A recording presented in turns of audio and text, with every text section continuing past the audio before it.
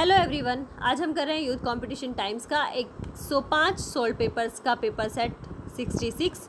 ये है Uttar Pradesh PCS prelims परीक्षा 2006 का समाजशास्त्र का पेपर सेट।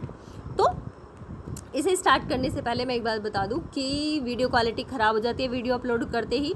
तो आप जिसको देखकर वीडियो सुननी है तो वो अपनी वीडियो क्वालिटी 720 कर ले, तब वीडियो को सुने, या फिर स्क्रीनशॉट ले सकते हैं जो भी कोई आंसर में डाउट लगता है। वरना रिपीटेड क्वेश्चंस आ रहे हैं बार बार और ये रिवीजन पर्पस से वीडियो बनाई जा रही है, तो आप केवल सुनने पर ध्यान दें, ना कि देखने पर। ओके।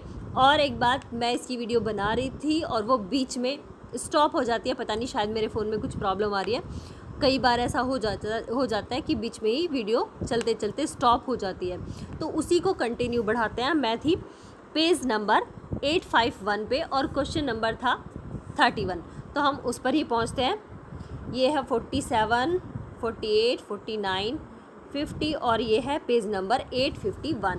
ठीक है, इस पे था हमारा क्वेश्चन नंबर 31, सूची 1 को सूची 2 से मिलाना है। तो इसमें है IP देसाई, ये some aspects of family in India, AM Shah, household dimensions of family in India, KM Kapadia, marriage and family in India, MS Gore, अब नेशन एंड फैमिली चेंज। ये मत समझना कोई भी कि ये जो पेपर सेट हैं जैसे UP PCS के दे रखे हैं तो ये UP PCS में ही काम आएंगे, ये PGT में भी काम आएंगे, नेट में भी काम आएंगे। इनफैक्ट MA का जो ऑब्जेक्टिव टाइप पेपर होता है फाइनल ईयर का, तो उसमें भी वर्क करेंगे। BA फाइनल का भी पेपर ऑब्जेक्टिव टाइप होता है, तो उसमें भी वर्क करेंगे, क्योंकि कहीं ना कहीं सिलेबस मैच करता है अधिकतर। AR देसाई BA में भी है, MA में भी है, शाह भी है, कपाड़िया भी है, MS गोरे भी है। ये सभी बुक्स मैं BA में भी पढ़ा चुकी हूँ, MA में भी पढ़ा चुकी हूँ बच्चों को। ठीक है, तो आगे बढ़ते हैं। अब आता है सामाजिक स्तरीकरण पर क्वेश्चंस। तो वेबर किसने नहीं पढ़ा BA MA में, सब पढ़ते हैं। ठीक है, तो इसीलिए ये सिलेबस सभी में मैच होता है। जितने भी ऑब्जेक्टिव टाइप क्वेश्चंस आते हैं एक दूसरे से इंटर रिलेटेड, ये हर पेपर से होते ही हैं क्योंकि सिलेबस सेम होता है। नेक्स्ट है वेबर के स्तरीकरण के प्रारूप को जाति के संदर्भ में किसने प्रयोग किया? इसका आंसर है आंध्र बेतई। नेक्स्ट है किसका सामाजिक स्तरीकरण का सिद्धांत 3 व्यवस्थाओं आर्थिक, सामाजिक एवं राजनैतिक को समाहित करने वाला कहा जाता है? आंसर है मैक्स वेबर। और जिन्होंने हमारा चैनल सब्सक्राइब नहीं किया है तो प्लीज़ उसको कर लेना, क्योंकि हमारा साथ काफ़ी लंबा चलने वाला है। अभी तो वीडियोज़ ऐसे बन रही हैं, फिर ऑनलाइन भी बनेगी। चलो स्टार्ट करते हैं। 34 क्वेश्चन नंबर, पेज चेंज कर लेते हैं यहाँ से। स्तरीकरण के अध्ययन का प्रतिष्ठात्मक उपागम संबंध है, तो ये है लॉयड वार्नर के साथ। स्तरीकरण के अध्ययन का प्रतिष्ठात्मक उपागम, तो बाकी सबको छोड़ दो, प्रतिष्ठात्मक उपागम को पकड़ लो और वार्नर से इसको जोड़ दो। प्रतिष्ठात्मक उपागम वार्नर। नेक्स्ट है कुलीन सबके लिए लड़ता है, पुजारी सबके लिए प्रार्थना करता है, दास सभी के लिए अर्जन करता है। यह कहावत निम्न में से किससे संदर्भित है? तो यह है एस्टेट व्यवस्था से। नेक्स्ट है निम्नलिखित कथनों में से कौन सा एक विभेदीकरण के बारे में सही नहीं है? तो इसका आंसर होगा यह एक अपरिमित घटना नहीं है। यह एक अपरिमित घटना नहीं है। नेक्स्ट है जाति का सार तत्व क्या है? तो इसका आंसर है उच्च परिस्थिति समूह में प्रवेश का निर्धारक।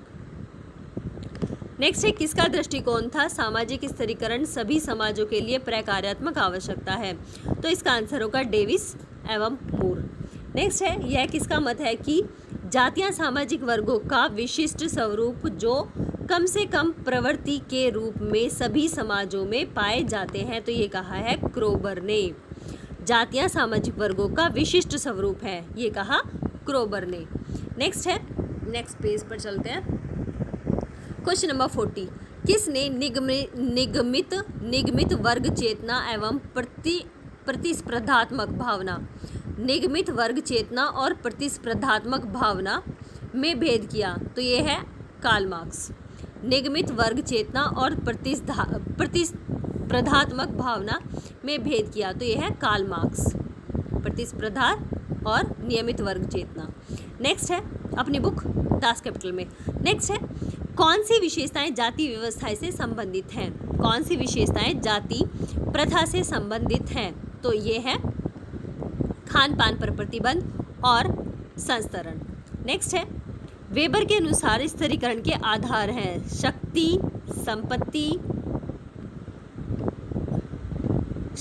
वर्ग, परिस्थिति और शक्ति।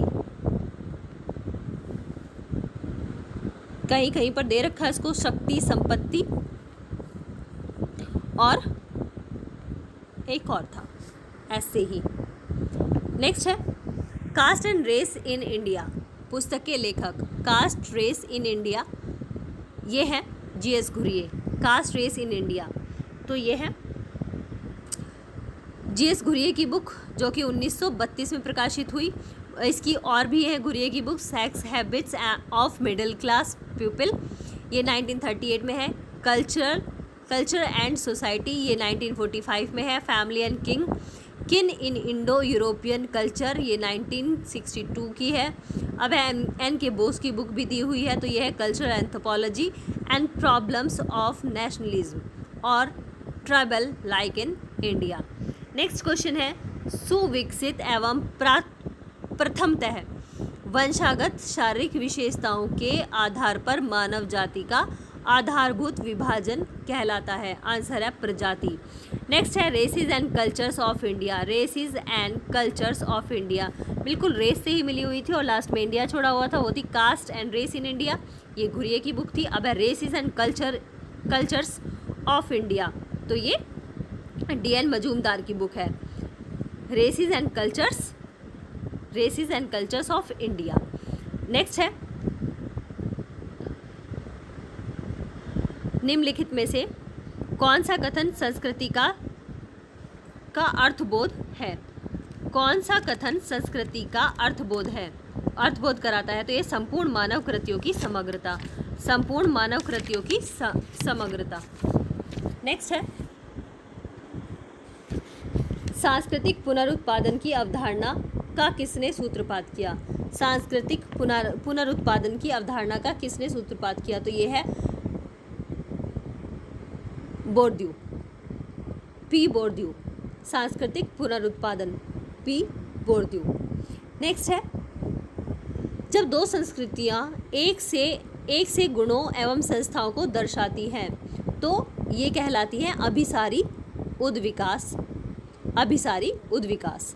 नेक्स्ट है प्रकार्यात्मक विकल्प अथवा प्रकार्यात्मक समकक्ष की अवधारणा के आधार पर संरचनात्मक प्रकार्यात्मक सिद्धांत के द्वारा सामाजिक परिवर्तन को समझने की संभावना किसने प्रस्तुत की तो इसका आंसर है मर्टन। प्रकार्यात्मक विकल्प और प्रकार्यात्मक समकक्ष। प्रकार्यात्मक विकल्प और प्रकार्यात्मक समकक्ष को समझने का प्रयत्न किया मर्टन ने अपनी book social theory and social structure में, जिसमें नेक्स्ट है किसने कहा सामाजिक संरचना यथार्थ से संबंधित है। किसने कहा कि सामाजिक संरचना यथार्थ से संबंधित है तो ये कहा स्ट्रास ने कहा सामाजिक संरचना यथार्थ से संबंधित है। सामाजिक संरचना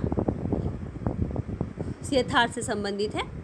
नेक्स्ट है निम्नलिखित में से कौन सा एक संरचनात्मक परिवर्तन का उदाहरण है तो इसका आंसर होगा एक भूमिहीन श्रमिक को कुछ ज़मीन मिल जाए और वह अपनी ज़मीन पर कार्य करने लगता है।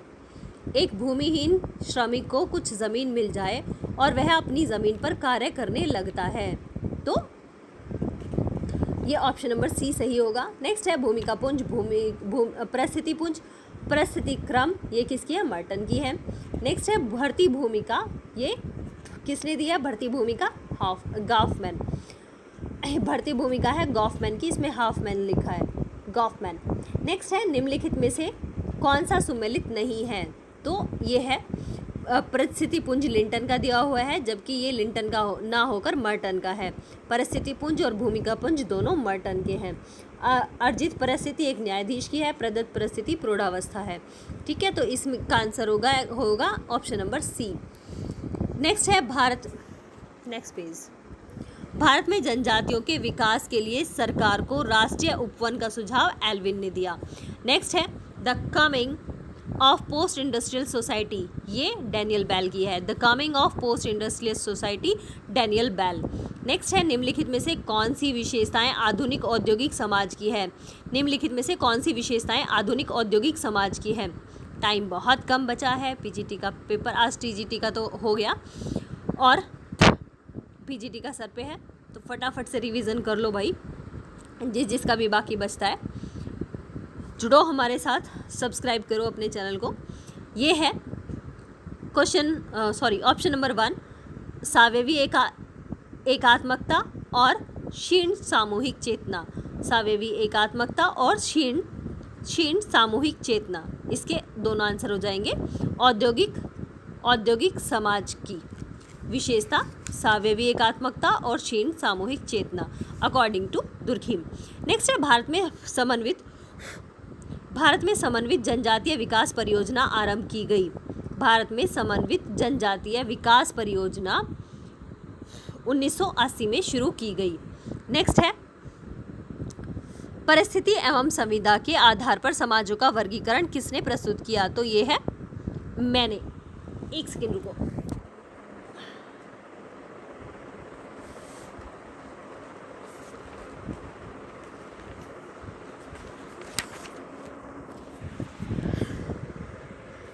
यहाँ पे दिया हुआ है आंसर मैंने, लेकिन इसका आंसर रॉबर्ट रेडफील्ड होगा, जो कि व्याख्या में दिया हुआ है।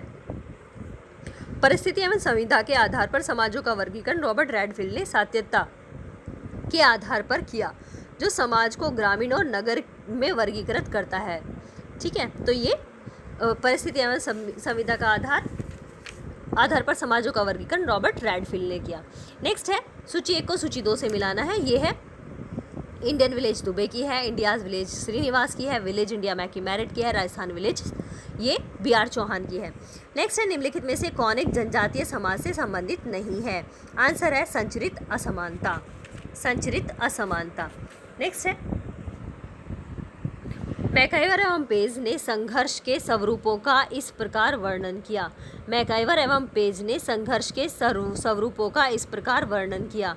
आंसर होगा प्रत्यक्ष एवं अप्रत्यक्ष संघर्ष। नेक्स्ट है बाह्य एवं आंतरिक संघर्ष की अवधारणा किसने दी। तो ये दी लेविस कोजर ने। बाह्य एवं आंतरिक संघर्ष कोजर अपनी book the functions of social conflict में बाह्य एवं आंतरिक संघर्ष लेविस कोजर। नेक्स्ट है वह प्रक्रिया जिसके द्वारा सांस्कृतिक गुण एक सांस्कृतिक विशिष्ट समूह से दूसरे तक फैलते हैं, तो उसको कहते हैं विसरण। नेक्स्ट है परिवार, पड़ोस तथा मित्र मंडली में किस प्रकार का सहयोग पाया जाता है। आंसर है इसका प्राथमिक। नेक्स्ट है साधुज ऑफ इंडिया, तो ये BD त्रिपाठी की बुक है, जबकि इसमें ऑप्शन में दिया हुआ है ये घुरिये की है, लेकिन ये घुरिये की नहीं है, घुरिये की है इंडियन साधुज। ठीक है, sadhus of India BD Tripathi और इंडियन साधुज घुरिये। नेक्स्ट है दुर्खिम के अनुसार धर्म सर्वाधिक आदिम प्रकार है। दुर्खिम के अनुसार धर्म का सर्वाधिक आदिम प्रकार है टोटमवाद, जिसको दुर्खिम ने the elementary forms of religious life में 1912 में दिया था। नेक्स्ट है कथन और कारण। धर्म और जादू को दो अलग संस्थाएं हैं, लेकिन दोनों में अपने अनेक विशेषताएं समान हैं। बिल्कुल सही है दोनों, लेकिन एक दूसरे की व्याख्या नहीं करते हैं। अब आता है टैबू क्या है। टैबू एक निषेध है। नेक्स्ट है गोल्डन बाउ, पहले भी बताई थी, इससे पहले पेपर सेट में, ये फ्रेजर की है। नेक्स्ट है फ्रेजर ने इस बुक को 1990 में और 12 खंड बताए इसके। नेक्स्ट है निम्नलिखित में से कौन एक पंथ का उदाहरण नहीं है। तो बौद्ध धर्म एक पंथ का उदाहरण नहीं है। नेक्स्ट है भारत के चेंज करना है क्या पेज ओके चेंज करना है, सॉरी भूल गई थी। भारत के संविधान में निम्नलिखित में से कौन सा संशोधन निजी शिक्षण संस्थाओं और सामाजिक एवं शैक्षणिक पिछड़े वर्गों को आरक्षण प्रदान करने से संबंध है। तो ये आंसर होगा 104वां संशोधन। 104वां संशोधन। तो नेक्स्ट होगा इसका निम्नलिखित में से कौन एक दक्षिण भारत में ब्राह्मण विरोधी आंदोलन का नेता था? निम्नलिखित में से कौन एक दक्षिण भारत में ब्राह्मण विरोधी आंदोलन का नेता था? आंसर है V Ramaswamy Naicker, V Ramaswamy Naicker. Next है, किसने एक ईश्वर, एक धर्म और एक जाति के नए धर्म का प्रचार किया? तो ये है आंसर श्री नारायण गुरुस्वामी, श्री नारायण गुरुस्वामी। नेक्स्ट है, एक ईश्वर, एक धर्म और एक जाति के धर्म का प्रचार किया श्री नारायण गुरुस्वामी ने। नेक्स्ट है, द्वितीय पिछड़ा वर्ग आयोग की नियुक्ति हुई थी कब? 1979 में, 1979 में काका कालेकर की अध्यक्षता में। नेक्स्ट है, ये है काका कालेकर की अध्यक्षता में। तो पहले जो प्रथम पिछड़ा वर्ग आयोग था उसकी नियुक्ति हुई थी, और दूसरी जो नियुक्ति हुई ये बीपी मंडल की अध्यक्षता में हुई। ये नियुक्ति आयोग की जो, एक सेकेंड, ये क्वेश्चन पहले भी आया था शायद, ये गलत था। द्वितीय पिछड़ा आयोग की जो नियुक्ति हुई ये शायद 1980 सन वहाँ पर दिया हुआ था। 1978 में इसको स्टार्ट किया था, आयोग की नियुक्ति की गई थी, जिसके अधिसूचना 1 जनवरी 1969 को जारी की थी, लेकिन इसका ये भी नहीं था, 1980 का आंसर था। नेक्स्ट है, संविधान का कौन सा अनुच्छेद धर्म, प्रजाति, लिंग अथवा जन्म के आधार पर भेद करने पर रोक लगाता है? तो इसका आंसर होगा अनुच्छेद 15। कौन सा अनुच्छेद धर्म, प्रजाति, लिंग अथवा जन्म स्थान पे भेद करने पर रोक लगाता है? तो यह है अनुच्छेद 15। नेक्स्ट है, अनुसूचित जातियों एवं जनजातियों के लिए लोकसभा की सीटों में आरक्षण का प्रावधान संविधान के किस अनुच्छेद में किया गया? तो यह है अनुच्छेद 330 में SC/ST की लोकसभा में सीटों को आरक्षण दिया गया। नेक्स्ट है, सत्यशोधक समाज की स्थापना किसने की? तो इसका आंसर है ज्योतिराव फुले। नेक्स्ट है, अर्थव्यवस्था और समाज। 1950 में सर्वोदय योजना को तैयार करने में निम्न में से कौन एक अग्रणी था? तो अग्रणी में नाम आएगा जयप्रकाश नारायण का। नेक्स्ट है, वालस्टीन के मतानुसार पूंजीवादी विश्व अर्थव्यवस्था का इतिहास कितने स्तरों का है? तो ये है 3 प्रमुख स्तरों का, जो कि अमेरिकन समाजशास्त्री थे वालस्टीन ने विश्व व्यवस्था का सिद्धांत भी दिया। ठीक है, तो उसको देने के लिए उसको प्रतिपादित किया, विश्व व्यवस्था सिद्धांत को प्रतिपादित किया। उनकी पुस्तक सन 1974 में आधुनिक विश्व व्यवस्था भी आई, जो कि रातों रात इतनी प्रचलित हुई कि उसके बहुत ज़्यादा प्रशंसक जो है वो बढ़ गए रातों रात, और बहुत अच्छी पुस्तक इसको माना गया, जिसमें कि प्रथम पूंजीवाद का विकास और संगठन स्तरीकरण राष्ट्रीय स्तर की अपेक्षा वैश्विक स्तर पर होता है। द्वितीय प्रमुख आंतरिक क्षेत्र उत्पन्न औद्योगिक व्यवस्थाओं को विकसित करते हैं और परिधि के क्षेत्र कच्चे माल का शोषण करते हैं। तृतीय है, आधुनिक विश्व की जड़ें एक अंतर्राष्ट्रीय अर्थव्यवस्था और भिन्न राजनीतिक व्यवस्थाओं के द्वारा गढ़ी गई है, जबकि पूर्व आधुनिक साम्राज्य से बिल्कुल विपरीत है। इस क्वेश्चन को बहुत सारी डिटेल में जाने की ज़रूरत है, तब कहीं जाकर इसको समझा जाएगा। तो इसको अभी हम फिलहाल के लिए यहीं पर छोड़ते हैं, फिर कभी जब टाइम होगा तब इसको एक्सप्लेन कर लेंगे, समझ लेंगे। ठीक है, क्योंकि जब हम अच्छे से अंडरस्टैंड करते हैं चीज़ों को तब हमें वो याद होती हैं। अभी हम सिर्फ जो हमने पढ़ रखा है उसको रिवाइज कर रहे हैं, तो अभी हमारा फोकस उसी पर होना चाहिए। तो ये क्वेश्चन था 80, वालस्टीन के मतानुसार पूंजीवादी विश्व अर्थव्यवस्था का इतिहास कितने स्तरों का है? तो ये 3 प्रमुख स्तरों का है। ठीक है, दूसरा क्वेश्चन इसमें बन जाता है कि विश्व अर्थव्यवस्था के इतिहास के स्तरों को किसने बताया? तो ये वालस्टीन ने बताया, या फिर पूंजीवादी विश्व अर्थव्यवस्था का अध्ययन किसने किया? तो वो वालस्टीन ने किया। ठीक है, नेक्स्ट है, किस पंचवर्षीय योजना में गरीबी उन्मूलन मतलब कि गरीबी हटाओ को मुख्य उद्देश्य के रूप में माना गया एवं प्रचारित भी किया गया। तो ये थी 5वीं पंचवर्षीय योजना में गरीबी हटाओ उन्मूलन पर जोर दिया गया। नेक्स्ट है एजी फ्रैंक के अनुसार विश्व पर किसका प्रभुत्व है। एजी फ्रैंक के मतानुसार विश्व पर एक महान महानगरीय केंद्र का प्रभुत्व है। एक महान महानगरीय केंद्र का प्रभुत्व है according to AG Frank. AG Frank जो थे वो अर्जेंटीना के समाजशास्त्री थे। इनकी बुक थी sociology of development and under development. ठीक है, नेक्स्ट है क्वेश्चन नंबर 83। यह कथन और कारण मुक्त बाजार अर्थव्यवस्था हेतु प्रतिस्पर्धा आवश्यक है। बिल्कुल आवश्यक है। अभी लास्ट में भी जो हमने क्वेश्चन पेपर सेट किया था उसमें भी था ये क्वेश्चन। प्रतिस्पर्धा से उत्पादनों की गुणवत्ता को बढ़ावा मिलता है। ठीक है, नेक्स्ट है प्रभु जाति की अवधारणा। तो ये प्रभु जाति है श्रीनिवास से बिलोंग करती है।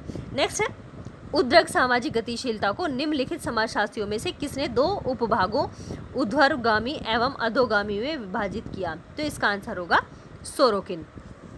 नेक्स्ट है निम्नलिखित में से किसने सामाजिक परिवर्तनों में विचारों की भूमिका को महत्व दिया। तो इसका आंसर है मैक्स वेबर। नेक्स्ट है सांस्कृतिक विलंबना की अवधारणा को, तो ये ऑकबर्न की है, सबको पता है, सोशल चेंज में दिया है 1922 में। नेक्स्ट है संस्कृतिकरण के परिणाम स्वरूप निम्नलिखित में से कौन सा एक परिवर्तन होता है। तो इसका आंसर होगा स्थितिकीय परिवर्तन। नेक्स्ट है एसी दुबे ने निम्नलिखित में से किन किन परंपराओं का उल्लेख किया। अपना उत्तर नीचे दिए गए कोड के हिसाब से बनाइए। तो इसमें आता है ऑप्शन नंबर डी आएगा उपयुक्त सभी, क्षेत्रीय स्थानीय राष्ट्रीय और शास्त्रीय। क्षेत्रीय स्थानीय राष्ट्रीय और शास्त्रीय। ठीक है, नेक्स्ट चलते हैं।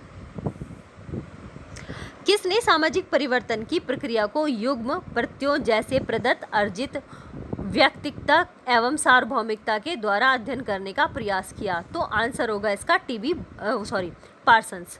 अर्जित प्रदत्त और अर्जित व्यक्तिक एवं सार्वभौमिकता के द्वारा अध्ययन करने का प्रयास किया। किसका? सामाजिक परिवर्तन की प्रक्रिया का। तो इसका आंसर है टॉलकोट पार्सन्स। नेक्स्ट है लोगों ने कृषि के साधनों में परिवर्तन कर लिया है परंतु भूमि के स्वामित्व में कोई भी परिवर्तन नहीं किया। तो ये कल्चर लैग कहलाएगा, सांस्कृतिक विलंबना कहलाएगा। नेक्स्ट है मैक्सिको के समुदायों के अपने अध्ययनों में सामाजिक परिवर्तन के विश्लेषण के लिए रॉबर्ट रैडफील्ड ने किस अवधारणा का प्रयोग किया। परिवर्तन के विश्लेषण के लिए रॉबर्ट रैडफील्ड ने किस अवधारणा का उपयोग किया। तो इसका आंसर होगा लघु एवं वृद्ध परंपराएं। लघु एवं वृद्ध परंपराएं रॉबर्ट रैडफील्ड मैक्सिको का अध्ययन किया इन्होंने। नेक्स्ट है सूची 1 को सूची 2 से मिलाना है। तो ये है, कुछ और तो नहीं पूछा। सूची 1 को सूची 2 से सम्मिलित कीजिए। सूचियों के नीचे दिए गए कूट को सही उत्तर का चयन कीजिए। ठीक है, कूट के आधार पर सही उत्तर देखना है। सांस्कृतिक विलंबना ये ऑकबर्न की है। संस्कृतिकरण ये श्रीनिवास का है। वर्ग संघर्ष ये डेहनड्राफ का है। और श्रेष्ठ जनों का परिभ्रमण जो है वो पैरेटो का है। आंसर कौन सा बैठता है देख लेना। नेक्स्ट है क्वेश्चन नंबर 94। यह 4 प्रकार की व्यवस्थाएं प्रस्तुत है, इनके उद्भव क्रम को पहचानिए। बहुत बार रिपीट हो चुका है क्वेश्चन। ये है मार्क्स ने दी। सबसे पहले आएगा आदिम साम्यवाद, फिर सेकंड नंबर पे आएगा दास्ता, फिर आएगा सामंतवाद और लास्ट में आ जाएगा पूंजीवाद। नेक्स्ट है पूंजीवाद के बाद भी साम्यवाद आ जाएगा। तो नेक्स्ट है कथन और कारण। सामाजिक परिवर्तन सामाजिक संगठन के अंदर घटित होता है। बिल्कुल। नेक्स्ट इसका कारण है सामाजिक संगठन सामाजिक परिवर्तन का स्रोत है। सामाजिक संगठन सामाजिक परिवर्तन का स्रोत नहीं है, तो ये गलत है। नेक्स्ट है सोरोकिन ने सामाजिक परिवर्तन के सिद्धांत में संस्कृति को 2 भागों में वर्गीकृत किया। तो ये कौन कौन से भाग हैं?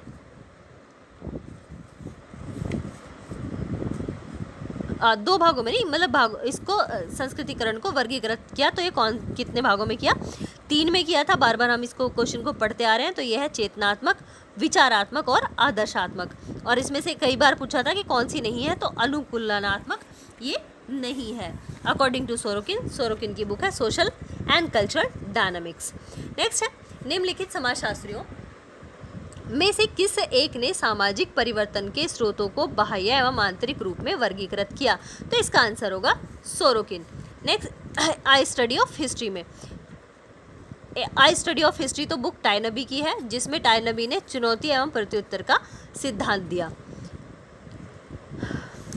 सोरोकिन की बुक तो सोशल एंड कल्चरल डायनामिक्स है। नेक्स्ट है निम्नलिखित में से किस राज्य में अनुसूचित जाति की जनसंख्या का अस्तित्व नहीं है? तो ये है नागालैंड। नागालैंड में इस समय अनुसूचित जाति का अस्तित्व नहीं रहा है, खत्म हो चुके हैं। नेक्स्ट है बॉस्टन स्कूल का संस्थापक कौन था? तो ये थे एल्विन ब्राइस। नेक्स्ट है सीमांत मानव की अवधारणा, तो ये है स्टोक्विस्ट और रॉबर्ट पार्क की। सीमांत मानव स्टेनोक्विस्ट, स्टोनक्विस्ट और रॉबर्ट पार्क, ठीक है। सीमांत मानव, सीमांत मानव। नेक्स्ट है विचलन का प्राथमिक एवं द्वितीयक विचलन के रूप में वर्गीकरण किया। विचलन जो है प्राथमिक और द्वितीयक विचलन होता है, तो इस रूप में किसने वर्गीकरण किया? तो ये किया लैमर्ट ने सोशल पैथोलॉजी में, अपनी बुक सोशल पैथोलॉजी में 1951 में लैमर्ट ने विचलन का प्राथमिक और द्वितीयक वर्गीकरण किया। नेक्स्ट है कथन और कारण। मर्टन ने विचलन का समाजशास्त्रीय सिद्धांत प्रस्तुत किया, बिल्कुल सही। उसने विचलन की व्याख्या व्यक्ति के तौर पर नहीं की। ये क्वेश्चन दोबारा से रिपीट हो रहा है। उसने विचलन की व्याख्या जो है वो समाज को उसमें प्राथमिक बताया, ना कि व्यक्ति को। नेक्स्ट है जो अपने लक्ष्यों को वैध साधनों से प्राप्त नहीं कर पाते, वे इतने निराश हो जाते हैं कि मादक पदार्थों एवं मद का उपयोग करने लगते हैं। मर्टन ने इसे क्या कहा है? इसे कहा है मर्टन ने पलायनवादिता। नेक्स्ट है विचलन के अध्ययन में सामाजिक श्रोता महत्वपूर्ण है, न कि व्यक्ति विशेष। सिद्धांत को इंगित करें जिसमें यह तर्क दिया गया, तो यह है नामकरण सिद्धांत। नामकरण या चिन्हीकरण सिद्धांत के बीज एडविन लैमर्ट द्वारा दिए गए, ठीक है। विचलन के अध्ययन में सामाजिक श्रोता महत्वपूर्ण है, न कि व्यक्ति विशेष, ठीक है। तो इसमें क्या है? नामकरण या फिर चिन्हीकरण का सिद्धांत आएगा, जो कि लैमर्ट ने दिया था। लेकिन इस सिद्धांत के प्रमुख जो प्रतिपादक हैं वो हार्वर्ड बेकर हैं। नामकरण सिद्धांत का बीज बोया लैमर्ट ने, लेकिन इसके जो प्रणेता कहे जाएंगे वो कहे जाएंगे प्रतिपादक हार्वर्ड बेकर, जिन्होंने अपनी बुक आउटसाइडर 1963 में इसको दिया। नेक्स्ट है निम्नलिखित लक्षणों में से कौन एक अनोमी या आदर्श शून्यता की विशेषता है? तो आंसर होगा नैतिक शून्यता की स्थिति। नेक्स्ट है निम्नलिखित सिद्धांतकारों में से कौन सा अपराध के अध्ययन से संबंधित नहीं है? तो आंसर होगा कोजर एवं रोजनबर्ग। ये कई बार रिपीट हो चुका है आंसर। नेक्स्ट है निम्नलिखित में से कौन सा सामाजिक विघटन का कारण है? आंसर है तीव्र सामाजिक परिवर्तन और सामाजिक संकट, ये दोनों ही। नेक्स्ट है निम्नलिखित युग्मों में कौन सा युग्म सही नहीं है? तो ये दिए हैं अपराध शास्त्र का प्रारूपवादी संप्रदाय, तो ये लोम्ब्रोसो का है। फिर है अपराध शास्त्र का भौगोलिक संप्रदाय, ये मार्क्स का नहीं है, ठीक है, बल्कि भौगोलिक संप्रदाय जो है वो क्वेटलेट और ग्वेरी और मॉन्टेस्क्यू का है। नेक्स्ट है अपराध शास्त्र शास्त्रीय संप्रदाय, ये बेंथम का है। अपराध शास्त्र का समाजशास्त्रीय संप्रदाय, इससे सदरलैंड जुड़े हुए हैं। तो इसमें यहाँ पर संप्रदाय दिए हुए हैं। एक बार इसको वीडियो क्वालिटी इसकी सही करके इसको देख लेना एक बार अच्छे से। फिर भी मैं एक बार पढ़ दे रही हूँ कि समाजशास्त्रीय संप्रदाय, जो अपराध के संप्रदाय हैं उनसे कौन कौन व्यक्ति जुड़े हुए हैं? शास्त्रीय संप्रदाय से बेकरिया और बेंथम है। भौगोलिक संप्रदाय से क्वेटलेट, ग्वेरी, मॉन्टेस्क्यू हैं। प्रारूपवादी संप्रदाय से लोम्ब्रोसो, गैरोफेलो और गोडार्ड हैं। समाजशास्त्रीय संप्रदाय से सदरलैंड, रैकलेस, अब्राहमसन, टेनेनबाम तथा रेफ्ट हैं, ये टेफ्ट होगा। अब है परिस्थिति शास्त्रीय संप्रदाय, ये टार्डे, कोर और तुराती है। ठीक है, इनमें कहीं भी ठीक है, प्रारूपवादी में सोचती थी कि नहीं दिया, प्रारूपवादी में लोम्ब्रेसो को दिया है। ठीक है, तो ये इनको एक बार फिर से रिपीट कर लेना, क्योंकि कोई भी आ सकता है इनमें से। नेक्स्ट है, निम्नलिखित में से यह किसने कहा कि आदर्श शून्यता एनोमी का प्राथमिक आधार सांस्कृतिक लक्ष्यों एवं संस्थानिक साधनों में संघर्ष है? तो ये मर्टन ने कहा, क्योंकि मर्टन ने ही दोनों को दिया है, प्राथमिक सांस्कृतिक लक्ष्य और संस्थानिक साधन। वैसे इसको बाद में पार्सन्स ने भी एक्सप्लेन किया है। नेक्स्ट है, कथन और कारण, विचलन से कोई समाज पूर्णतः मुक्त नहीं हो सकता। विचलन से कोई भी समाज पूर्णतः मुक्त नहीं हो सकता, बिल्कुल सही है ये। समाज में विचलन तथा अनुरूपता सतत चलने वाली प्रक्रिया है, तो ये भी सही है और सही स्पष्टीकरण भी है। नेक्स्ट क्वेश्चन आता है, सूची 1 को सूची 2 से मिलाना है। इसमें है आदर्शहीनता, ये प्रतिमान विचलन। ठीक है, प्रतिमान विचलन। धार्मिक उन्माद, ये सांप्रदायिकता। अवयस्कों द्वारा अपराध, बाल अपराध, ये रिपीटेड है पिछले पेपर सेट में भी, जो अभी हमने किया उनमें भी था। मादक पदार्थों का नियमित प्रयोग, ये नशाखोरी कहलाएगा। प्रथम बाल न्यायालय स्थापित किया गया था कब? 1899 में, 1899 में, जिसे बाद में इसमें भारत में प्रथम बाल न्यायालय कलकत्ता में फिर 1922 में स्थापित हुआ।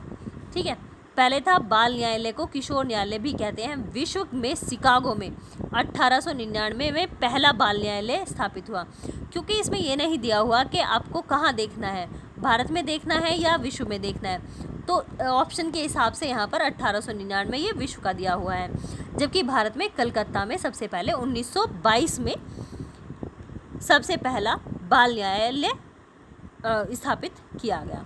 ठीक है, जिसके अनुसार 16 वर्ष की आयु से 21 वर्ष तक की आयु के बालकों को रखा जाता था, जिसमें सुधारने के लिए बालकों को प्रोबेशन पर छोड़ भी दिया जाता था, उनको अच्छा नागरिक भी बनाया जाता है उसके अकॉर्डिंग। नेक्स्ट है, एड्स की पहचान सर्वप्रथम किस वर्ष में हुई? तो ये भी इसी तरह का क्वेश्चन है कि अब ये विश्व में कब हुई और भारत में कब हुई, तो ऐसा कुछ इन्होंने नहीं दिया हुआ है, तो इसका आंसर है 1981 में। तो ये है सर्वप्रथम अमेरिका। एक सेकेंड रुको, बारिश का मौसम है, अजीब अजीब सी चीज़ें आती रहती है आसपास। एड्स की पहचान सर्वप्रथम किस वर्ष में हुई? तो ये हुई, एड्स की पहचान सर्वप्रथम एक अमेरिकी वैज्ञानिक ने वर्ष 1981 में की थी। ठीक है, तो एड्स में व्यक्ति की प्रतिरोधक क्षमता का अधिकाधिक ह्रास होता है। आंसर क्या मिला? ऑप्शन नंबर बी मिल गया हमें। 1981 में एड्स की पहचान अमेरिकी वैज्ञानिक ने की थी। तो भारत में वर्ष 1986 में इसके प्रथम रोगी का पता चला। बम्बई में बम्बई को भारत के एड्स राजधानी के रूप में भी कहा गया। इस रोग को समलैंगिकों का प्लेग भी कहा गया। ठीक है, अगर क्वेश्चन आए कि समलैंगिकों का प्लेग किसे कहा जाता है, तो ये एड्स को कहा जाता है, और एड्स की राजधानी भारत में किसे कहा जाता है, तो वो बम्बई को कहा जाता है, जिसमें 1986 में प्रथम रोगी मिला था। नेक्स्ट है, पिछड़े वर्गों के लिए भारतीय संविधान प्रदत्त मानदंडों में निम्नांकित में से कौन सा कथन है? ये है सामाजिक और शैक्षिक पिछड़ापन। सामाजिक और शैक्षिक पिछड़ापन, ऑप्शन नंबर सी। नेक्स्ट है, राष्ट्रीय एड्स